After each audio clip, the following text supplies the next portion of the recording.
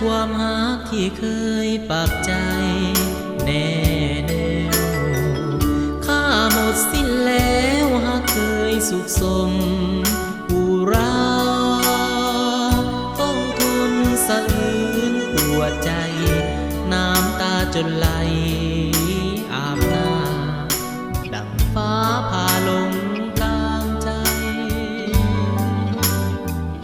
สองเฮาเคยหวังจะเดินร่วมทา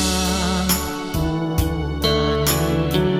หวังสร้างความฝันนั้นให้เป็นจริงดังไม้อายเลยสะท้อนอ่อนสวงขอความขัดขวงผู้ใหญ่เจ็บใจซ้ำใจเหลืออายมีบุญน้อยโดยสักฝากความฮักแก่ไผก็ขาดสนหัวใจตื่นตันด้วยมีแต่มารพาจนจึงจำต้องหลีกตนหลีกทางน้องไปอายเองก็รู้อยู่เต็มแก่นใจ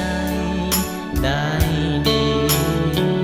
หูว่าน้องนี้ก็ยังซื่อตรงมั่นใจ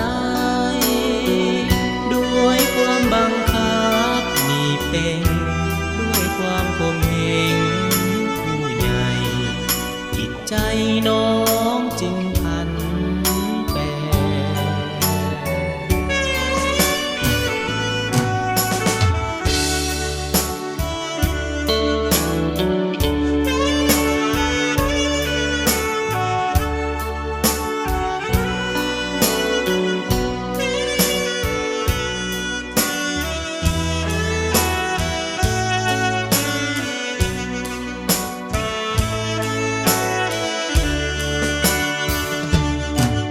อายมีบุญน้อยโดยสักฝากความฮักแก่ไผก็ขาดสนหัวใจตื่นตัน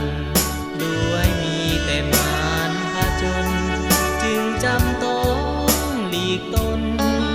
หลีกทางน้องไปอายเองก็รู้อยู่เต็มแก่นใจได้ดีหูว่าน้องนี้ก็ยังซื่อตรงมั่นใจด้วยความบังคับมีเป็นด้วยความคมเหงผู้ใหญ่จิตใจน้อง